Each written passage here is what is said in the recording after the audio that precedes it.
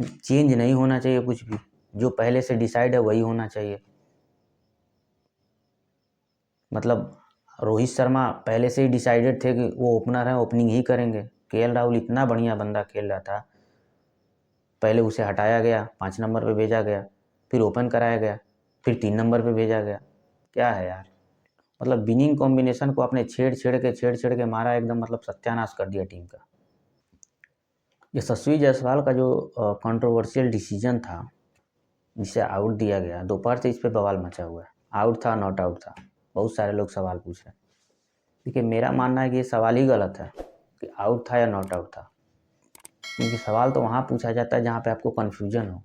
वहाँ तो कोई कन्फ्यूजन ही नहीं था। आईसीसी का रूल सीधे सीधे ये बोलता है कि अंपायर जो है, थर्ड अंपायर, वो मेन अंपायर का, ग्राउंड अंपायर का डिसीजन तभी चेंज कर सकता है जब उसके पास कोई कंफर्म एविडेंस हो, कंक्लूसिव एविडेंस हो। यहाँ पे अंपायर ने नॉट आउट दिया था और स्निकोमीटर पे कुछ था भी नहीं, तो फिर किस बिहाफ पे अंपायर ने उसे आउट दिया, समझ में नहीं आया। सपोज़ कीजिए कि आप हाईलाइट जाके एक बार देखिएगा, आपको समझ में आएगा कि उस फ्रेम, एक फ्रेम दिखाया जाता है लेग साइड से, जहाँ पे गेंद इस तरह से ग्लव्स को क्रॉस कर रही थी। वहाँ पे अंपायर कंफर्म हो जाता है और वहीं से डिसीजन दे देता है कि हाँ, मुझे लग रहा है कि मतलब गेंद लगी हुई है, और वहाँ पे आउट दे दिया जाता है।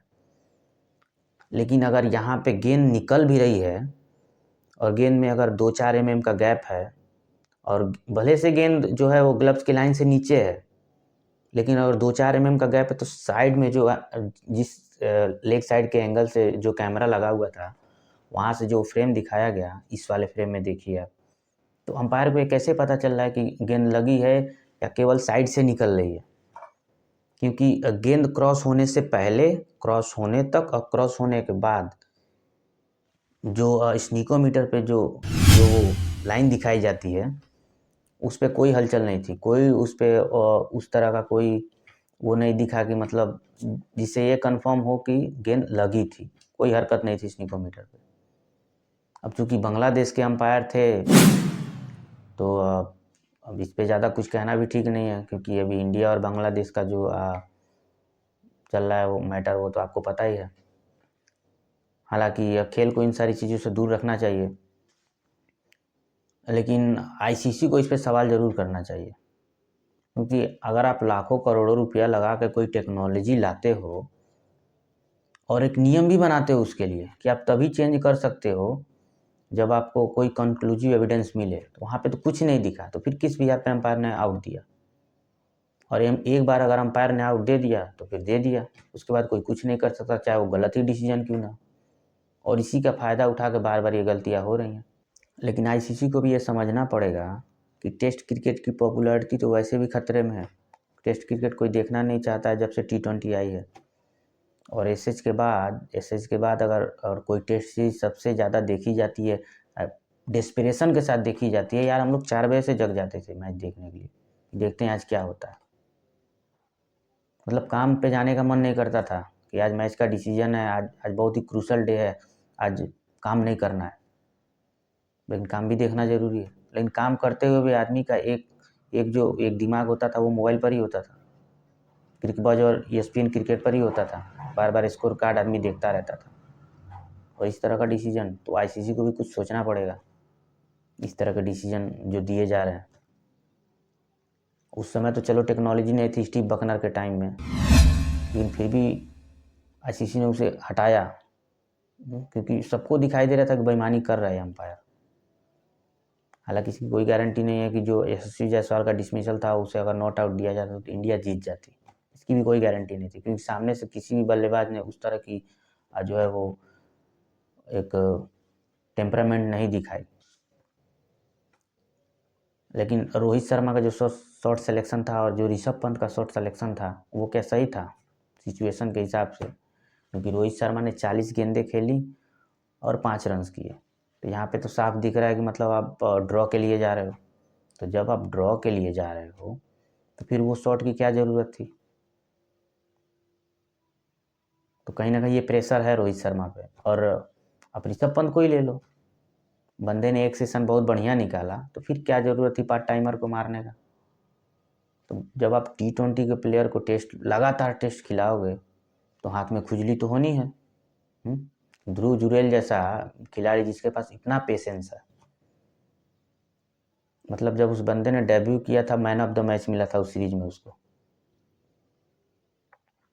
लेकिन आप उसे केवल वाटर बॉय बना के छोड़ दियो आप।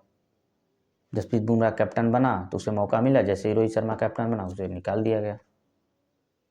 और इसमें रोहित शर्मा की गलती तो मैं नहीं दूंगा, लेकिन टीम मैनेजमेंट को भी सोचना चाहिए। और जब से गौतम गंभीर साहब आए तब से डिजास्टर होते जा रहा है, एक के बाद एक डिजास्टर हो रहा है, चाहे वो श्रीलंका सीरीज हो ODI वाली, चाहे न्यूजीलैंड की होम सीरीज हो, चाहे अब ये देख लीजिए BGT भी गया और साथ में साथ WTC भी गया, दोनों गया। कब तक यार, मतलब कब तक आदमी अपनी टीम को मतलब सपोर्ट करेगा, कितना बैक करेगा कोई।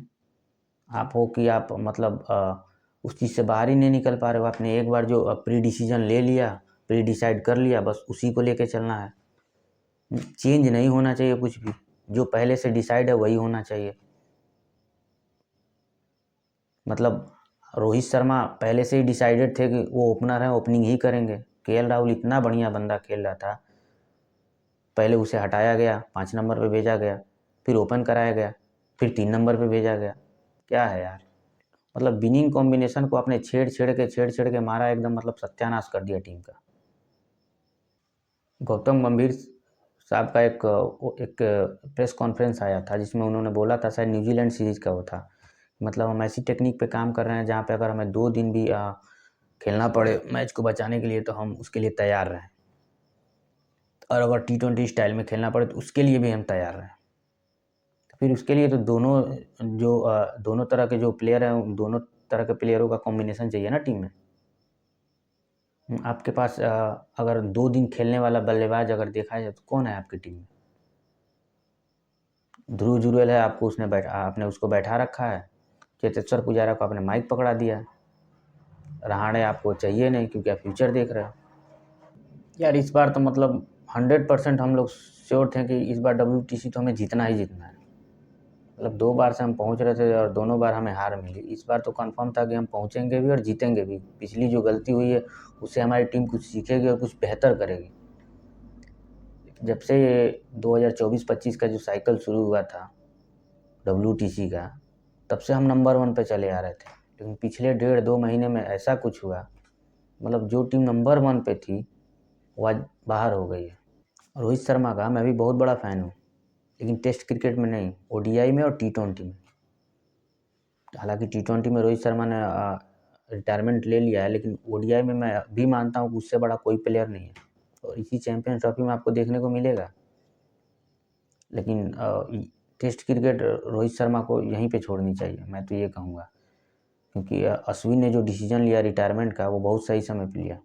इस तरह से इंसल्ट होने से अच्छा है कि भाई आप टेस्ट क्रिकेट छोड़ो और अपना पूरा का पूरा जो ध्यान है वो ODI क्रिकेट पे लगाओ। और मैं ये चाहता हूँ कि मतलब रोहित शर्मा और विराट कोहली ये दोनों टेस्ट क्रिकेट को छोड़कर पूरा का पूरा फोकस ODI पे लगाएं और कम से कम 2027 तक का वर्ल्ड कप खेलें।